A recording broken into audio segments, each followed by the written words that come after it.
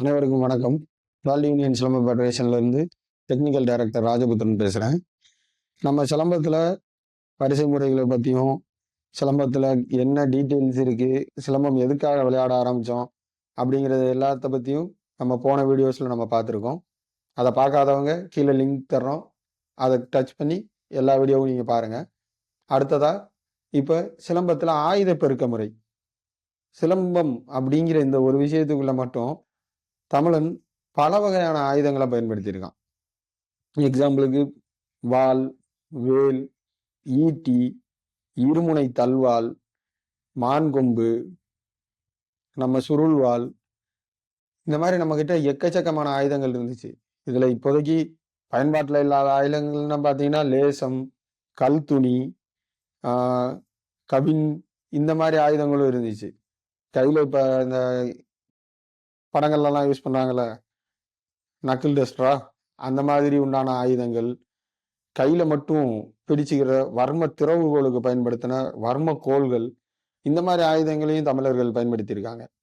இதுல ஒவ்வொரு ஆயுதத்தை பத்தியும் நம்ம டீட்டெயிலா பார்ப்போம். இதுல நம்ம பார்க்கறது தமிழர்களோட முதல் கடவுள் யாரு? நம்ம தமிழ் கடவுள்னு யாரை சொல்லுவோம்? முருகனை சொல்லுவோம். ஏன்னா தமிழ்ல அவனுக்கு பேரு முருகு. தமிழ் மொழிக்கான ஒரு முக்கியமான பிரிவு என்னன்னா வல்லினம், இடையினம், மெல்லினம். இந்த ஒவ்வொரு இனத்துல இருந்தும் ஒவ்வொரு எழுத்து எடுத்து அது கூட உருபு சேர்த்து முருகு. முருகுன்னா தமிழ்ல அழகுன்னு அர்த்தம். அந்த முருகு அப்படிங்கிறவனுக்கு அன் விகுதி, ஆண்பால் விகுதி சேர்த்து முருகன் அப்படின்னு அவனுக்கு நம்ம பேர் வச்சோம். முருகனோட கையில இருக்க முக்கியமான ஆயுதம் என்ன? வேல். இந்த வேல் கம்பு இதுதான் சிலம்பத்துல நம்ம இப்ப பார்க்க போற ஆயுதம். இந்த வேல் கம்பு எங்க பயன்பட்டுச்சு? வெற்றிவேல் வீரவேல் அப்படின்னு சொன்ன போர்க்களங்கள்ல காலாற்படை வீரர்களால மிகவும் பயன்படுத்தப்பட்ட ஒரு முக்கியமான ஆயுதம் தான் இந்த வேல்கம்பு.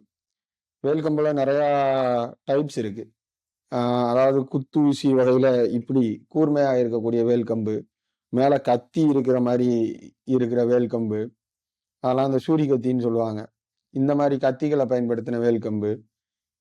இந்த கம்புல கீழே அடிக்கிறதுக்கு பேரு பூணுன்னு பேரு. அதாவது மேல இருக்கிறது இந்த கம்பு ஒரு உட்டன் பீஸு, மேல இருக்கிறது ஒரு மெட்டல் பீஸு, அந்த வேலுங்கிறது. அந்த மெட்டல் பீஸை பேலன்ஸ் பண்றதுக்காக கீழே அடிக்கிறதுக்கு பேரு பூன். ஈக்குவல் வெயிட்ல அடிச்சு அந்த கம்பை பேலன்ஸ் பண்ணியிருப்பாங்க.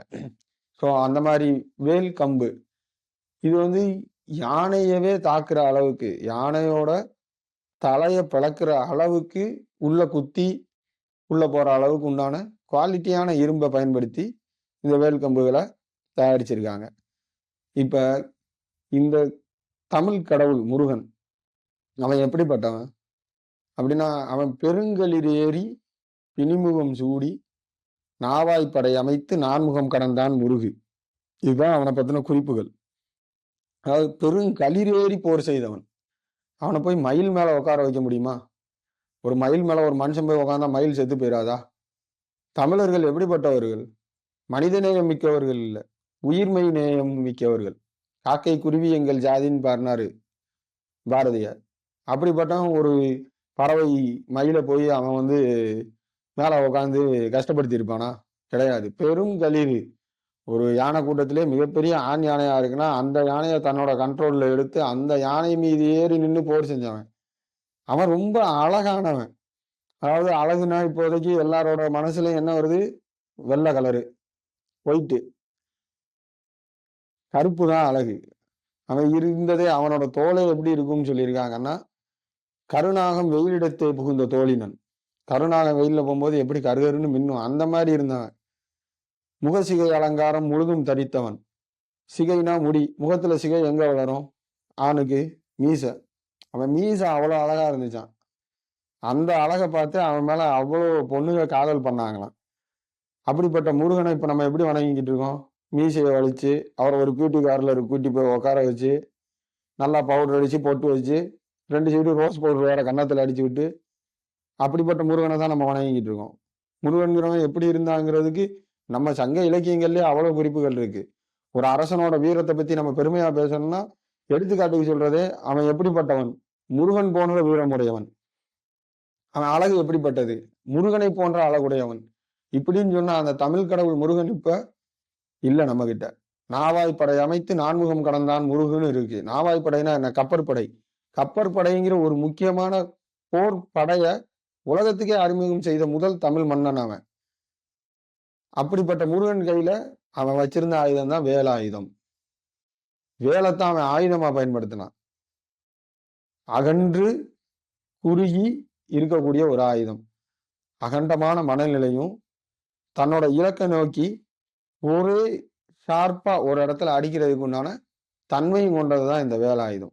இந்த வேல்கம்பு, இந்த வேல்கம்பை எந்தெந்த இடத்துல பயன்படுத்தியிருக்காங்கன்னா, போர்க்களத்துல காலாட்படை வீரர்களும் பயன்படுத்தியிருக்காங்க, குதிரைப்படை வீரர்களும் பயன்படுத்தியிருக்காங்க, யானை மேல இருந்து போர் செய்யக்கூடிய போர் வீரர்களும் பயன்படுத்தியிருக்காங்க. வேலுக்கு அவ்வளவு மரியாதை கொடுத்திருக்காங்க. ஒரு ஆயுதம் அப்படிங்கிறத தாண்டி அதை கடவுளுக்கு இணையா பார்த்திருக்காங்க. அந்த வேலவன் கையில இருக்கிறதுனாலே அந்த வேலுக்கு அவ்வளவு மரியாதை. அந்த வேல் கம்பு இப்ப நம்ம சிலம்பத்துல ஒரு முக்கியமான ஆயுதமாகவும் இருக்கு. வேல் கம்பை எதுல இருந்து அடிச்சாங்க? முத அடிச்சது நம்ம கருங்காலி மரம், கருவேல மரம், இந்த மாதிரி தடிமனான மரம். அதாவது ஆச்சா மரம்லாம் ஒரு மரம் இருக்கு. அந்த மரத்தை பத்தி எல்லாம் நிறைய பேருக்கு தெரியவே தெரியாது. ராமாயணத்துல வாலி வதை படலம்னு ஒரு படலம் இருக்கு. வாலி தான் பெரிய வர வாங்கினவர். தனக்கு எதிரில் நின்று யாரு சண்டை போட்டாலும் அவங்களோட பலத்துல பாதி பலம் இவருக்கு வந்துடும். இந்த வாலி வதைபடலத்துல வாலி 7 மரங்களுக்குள் ஒளிந்திருந்தாருன்னு ஒரு மரத்தை சுட்டி காட்டுவாங்க. அந்த மரத்துக்கு பேர் தான் ஆச்சா மரம். அந்த ஆச்சா மர கம்பெல்லாம் பாத்தீங்கன்னா எந்த ஒரு உடன் பீஸு ஒரு மரத்தை தண்ணியில போட்டா மிதக்கும், ஆனா ஆச்சா மரத்தை தண்ணியில போட்டா முங்கிரும். அந்த ஆச்சா மர குச்சிகளை தேர்வு செஞ்சு அதுக்கு ஏத்தாப்புல இணையான வெயிட் உள்ள ஒரு இரும்ப நல்லா உருக்கி ஊத்தி இல்ல பட்டை தீட்டி அடிச்சு வேலா பொருத்தி வேல் கம்புகளை பயன்படுத்தி இருக்காங்க. இப்பயும் நிறைய கோவில்கள்லையும் நம்ம கிராம பகுதிகளில் போனீங்கன்னா சாமி ஆடி வர்றவங்க, கருப்பசாமி, ஐயனாரு, முனியாண்டி, இப்படி சாமி ஆடுறவங்க எல்லாரும் கையில வச்சிருக்க ஒரு முக்கியமான விஷயம் என்னன்னா இந்த வேல் கம்பு தான். அந்த கடவுளுக்கு என்ன மரியாதை கிடைக்குதோ அந்த கடவுள் கையில இருந்த இந்த வேல் ஆயுதத்துக்கும் அவ்வளவு மரியாதை உண்டு. இப்படிதான் வேலுங்கிற ஆயுதம் நமக்குள்ள இருந்துச்சு. ஆனா அதை எப்படி முறையா பயன்படுத்தணும், எப்படி அந்த ஆயுதத்தை நம்ம கையாளணும், அந்த ஆயுதத்துக்கு உண்டான மரியாதையை நம்ம எப்படி கொடுக்கணும், இப்படிங்கிறதெல்லாம் இப்ப இல்லவே இல்லை. ஒவ்வொருத்தரும் வேலை கம்பை எடுத்து சமீபத்திய சிலம்ப போட்டிகள்லாம் நிறைய பார்க்கும்போதெல்லாம் கம்பு வரிசைகள்ல என்னென்ன ரொட்டேஷன்ஸ் எல்லாம் போட்டோமோ அந்த சுழற்சி முறைகளை அப்படியே டிட்டோவா காப்பி எடுத்து வேல் கம்புலையும் போட்டுட்டு இருக்காங்க. வேலுங்கிறது அப்படி பயன்படுத்தப்பட்ட ஆயுதமே கிடையாது. சிலம்ப கம்புங்கிறது அது ஒரு ஆயுதம், சிலம்பத்தில் உள்ள ஒரு மிகப்பெரிய ஆயுதம். அதே மாதிரி அதுக்கு இணையாகவும் ரொம்ப தாக்குதலுக்கு ரொம்ப அதிகமா பயன்பட்ட இந்த வேலுங்கிறதுக்கு உண்டான பாடமுறைகளே வேறு. ஸோ அந்த வேல் கம்பு நம்ம மண்ணின் மிக பெரும் சொத்து. அதை பாதுகாத்து அடுத்த தலைமுறைக்கு கொண்டு போக வேண்டியதும் நம்மளோட கடமை. நன்றி, வணக்கம்.